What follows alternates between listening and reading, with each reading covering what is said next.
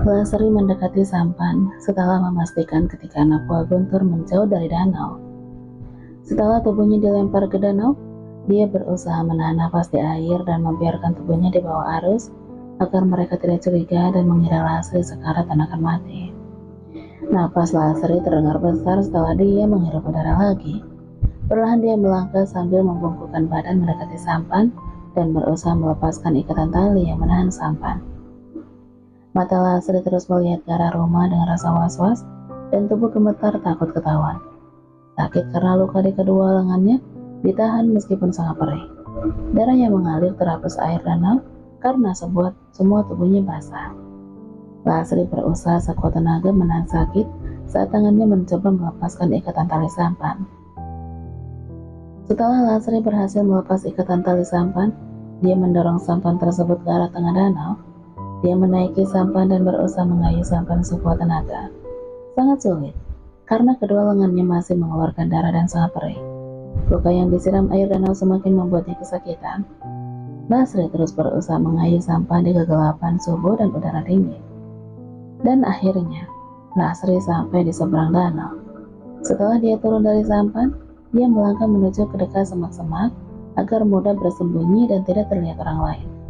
Kondisinya masih sangat berbahaya kalau sempat anak buah Guntur melihatnya. Untuk keluar dari rumah seberang danau dengan pura-pura sekarat berhasil membuatnya lolos. Sakit sekali, gumam Lasri memegang lukanya melangkah ke semak-semak. Saat dia udah memasuki semak-semak, Lasri melihat ke semua rumput liar untuk mencari tanaman binahong. Setelah menemukan tanaman itu, dia mengambil daunnya, serta menumbuknya dengan batu yang dipungut. Tumbukan daun binahong itu yang dibalutkannya ke luka agar mengurangi pendarahan. Lasri melanjutkan langkahnya menuju ke keramaian desa. Dengan terus melangkah, dia berharap bisa balik lagi ke rumah Keke dan meminta bantuan. Sekarang ini hanya Keke dan Angga tempat tujuannya. Karena kalau dia menuju ke rumahnya, pamannya pasti menjual lagi ke Guntur seperti yang telah terjadi. Kini matahari sudah menunjukkan sinarnya. Lasri terus berjalan menahan sakit, dan darahnya mulai berhenti. Setelah memastikan jalan sangat sepi, dia keluar dari semak-semak dan melangkah di tepi jalan. Kalau melalui semak-semak, dia takut ular dan pasti tersesat karena tidak hafal jalan. Semakin lama langkah Lasri semakin pelan. Dari semalam dia belum makan dan tenaganya sedikit lemah. Namun dia terus berusaha jalan agar cepat sampai di rumahnya Keke. Haus dan lelah membuat Lasri berhenti. Dia duduk di sebuah batu dekat aliran air kecil di tepi jalan. Leganya, ucap Lasri setelah minum air yang mengalir menggunakan kedua telapak tangannya. Baju di badannya udah mulai mengering. Menunggu siapa, cantik? Lasri terkejut mendengar suara seseorang laki-laki dari arah belakangnya. Saat dia menoleh ke belakang, ada seorang laki-laki memegang pisau sambil tersenyum jahat menatapnya. Lasri berusaha mencari laki-laki itu, tapi sial, tangan laki-laki itu lebih cepat merangkul badannya hingga Lasri sulit melawan. Sekejap saja, Lasri berhasil diikatnya dan mulutnya disumpal. Dalam keadaan itulah tubuh Lasri diangkat dan dibawanya menuju sebuah rumah di ujung kebun teh. Rumah itu adalah rumah Pak Kades yang sering digunakan untuk pertemuan dengan Pak Guntur membahas tentang bisnis mereka. Maaf, Keilani. Aku masih sempat tidur untuk istirahat beberapa jam setelah kembali dari rumah seberang danau. Aku harus mengumpulkan tenaga. Aku buka pintu melihat keluar rumah. Sangat ramai penduduk desa lalu lalang di jalan depan rumah. Belum mandi udah berdiri di depan pintu, ucap Angga menepuk pundakku dan berlalu duduk di teras sambil membawa segelas teh hangat. Aku ikut duduk di samping Angga. Tanpa minta izin, aku langsung meminum teh hangat yang aku rebut dari tangannya. Ya, belum gosok gigi, ucap Angga pasrah saat teh hangatnya aku minum. Sekali-kali jorok apa salahnya, Kak? Jawabku tertawa nyengir. Sudah mandi sana? Kata Angga sewa. Males nanti aja sebentar lagi. Jawabku tetap duduk santai melihat ke penduduk desa semakin ramai di jalan.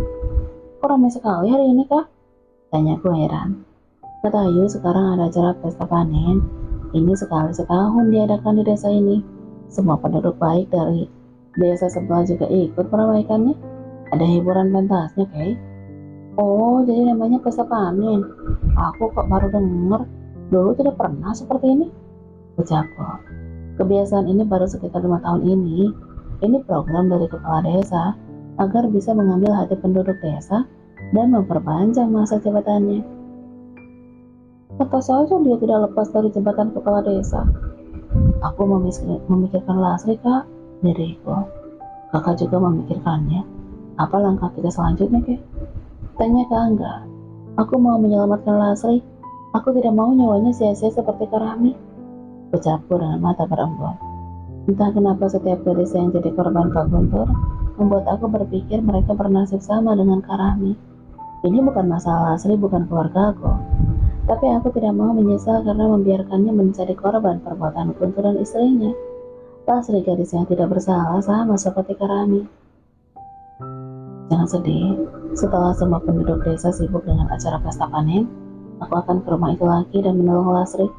Aku yakin Pak Guntur dan Pak Kades sedang sibuk dalam acara ini. Kak Angga berusaha menenangkanku. Tapi aku takut kamu celaka, Kak. Ucapku. Tujuan kita kesini apa? Kita udah siap dengan semua resikonya. Kak Angga benar. Kami kesini udah siap mati demi membalaskan dendam. Bayangan kejadian dulu masih menghantuiku setiap malam. Sedih yang teramat sedih melihat Kak Rami mati bunuh diri di depan penduduk desa karena tidak tahan menanggung malu tubuhnya ditonton. Bahkan tuduhan berzina dengan ayahku menambah beban malu hingga dia menyayatkan pisau ke lehernya sendiri. Aku mandi dan bersiap-siap ingin melihat seperti apa pesta panen yang diadakan. Banyak penduduk desa dan para gadis-gadis berdandan maksimal untuk mengikuti acara. Mereka menuju ke lapangan dekat kebun teh. Dulu lapangan itu digunakan untuk pasar malam yang menyajikan banyak permainan. Kenangan masa kecilku bersama Karami masih melekat erat di benak. Aku merindukan kakakku. Ayo, Kak, ajak aku ke Kak Angga. Kami sengaja ikut dulu di acara pesta panen agar Pak Guntur dan Pak Kades tidak curiga kepada kami. Setelah mereka lengah, baru kami menuju danau dan mencari Lasri. Meskipun aku berusaha tidak peduli dengan Lasri, hati kecilku terus berkata agar aku menyelamatkannya. Ramainya lapangan ini dan udah ada pentas dengan biduan bernyanyi di atasnya. Alunan musik dangdut menghibur semua penduduk desa. Terlihat Pak Kades dan Pak Guntur duduk di kursi yang telah disediakan di tenda depan pentas. Tawa canda orang-orang membuat cerah suasana meskipun mereka tidak tahu apa bisnis kepala desa yang mereka sanjung itu. Pak Jaki dan Pak Guntur punya bisnis kejahatan dengan menculik atau membalik gadis perawan. Sampai sekarang aku masih bingung apa bisnis yang mereka lakukan. Kalau hanya sekedar untuk mengambil darah perawan dan membangkitkan mayat Jaka, mustahil, karena ini udah berjalan jauh sebelum Jaka mati. Hari ini kita harus menjauh dari Bima. Aku tahu Bima kalau sudah dekat denganmu pasti tidak akan mau jauh. Ucap Angga. Tapi dia bisa bikin aku jauh dari kejahatan ayahnya dan Pak Kades, kan? Jawabku tersenyum. Lagian, Bu Jumi sepertinya juga tertarik sama kakak. Sambungku untuk membalas. Hidih, amit-amit tuh tante-tante. Kayaknya suatu saat dia pasti ada gunanya juga, Pek.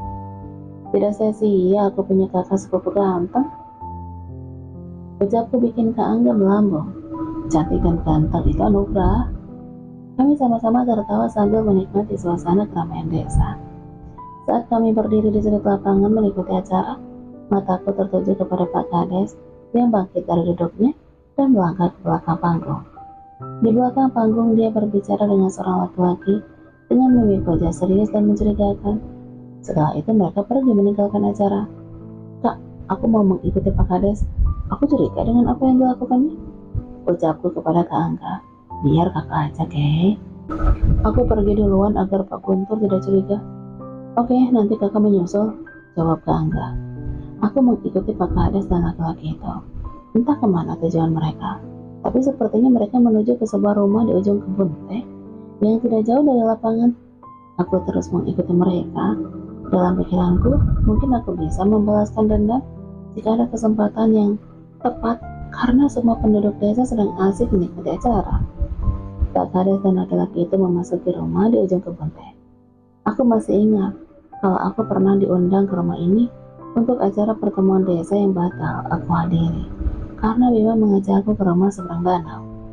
Aku melangkah ke halaman samping yang bisa tembus ke pintu belakang rumah ini. Aku mencoba membuka pintu belakang rumah itu, namun terkunci. Mataku melihat ke sekitar dinding dan menangkap sebuah jendela. Aku mengintip di lubang jendela itu, karena hanya terbuat dari papan yang tidak rapi. "Lastri?" ucapku terkejut melihat Lastri terikat di sudut kamar. Pak Jeki dan laki-laki itu berdiri di depan Lastri. "Bukankah dia gadis yang disandra di rumah sebelah danau?" tanya Pak Jeki ke laki-laki itu. "Aku juga tidak tahu, Pak Kades. Saat aku menuju ke rumah seberang danau, aku melihatnya sendiri duduk di tepi kali," jawab lelaki itu. "Bagus, kerjamu sangat bagus. Aku akan menghubungi Garot. Apa yang terjadi di sana? Kalau aku hubungi Guntur, dia sedang di acara. Aku tidak mau ada yang tahu tentang gadis ini," kata Pak Kades. "Jadi, Lasri berhasil kabur dari Garot? Gimana cara Lasri bisa kabur? Tapi meskipun dia berhasil kabur, akhirnya tertangkap lagi. Aku akan membebaskan Lasri. Cepat, kamu panggil Guntur ke sini," perintah Pak Jeki kepada laki-laki itu. Lelaki itu keluar dari rumah ini dan menuju ke lapangan. Sekarang hanya ada Pak Jeki, Pak Kades dan Lasri di rumah ini. Otakku langsung mengeluarkan ide untuk melancarkan apa ide di kepalaku.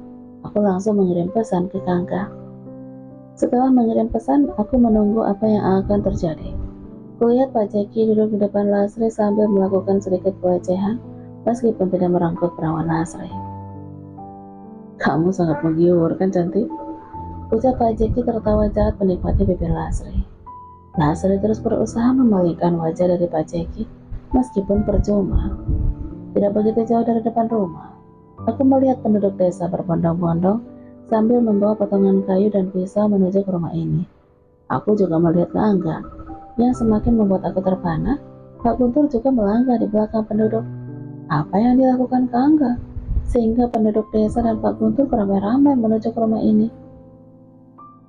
Penduduk desa langsung masuk ke rumah tanpa persetujuan atau apa-apa siapapun.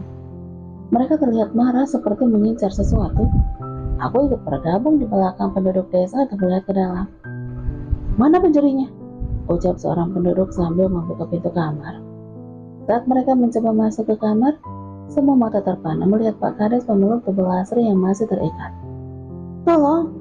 Lastri berteriak melihat penduduk desa masuk ke kamar. Semua mata terpana melihat Lasri seperti sedang diperkaos Pak Kades. "Jadi ini kelakuan Pak Kades di rumah ini?" amarah seorang penduduk desa. "Iya, Pak Kades telah mengotori desa kita," ucap penduduk desa lainnya.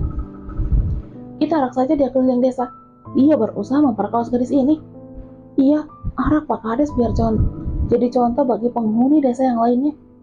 Ayo, seret laki-laki ini. Dia tidak pantas disebut kepala desa." "Tidak, aku tidak melakukan apa-apa," jawab Pak Jeki gugup. "Jangan lakukan itu. Aku kepala desa kalian," sambung Pak Jeki. Percuma Pak Jeki membela diri. Penduduk desa udah sangat marah melihat kelakuannya. Tanpa rasa kasihan, penduduk desa menyeret Pak Jeki keliling desa sambil melucuti pakaiannya. Dalam keadaan tak berpakaian, Pak Jeki diarak keliling desa dan dipukuli seperti yang dilakukannya dulu terhadap Karami dan ayahku.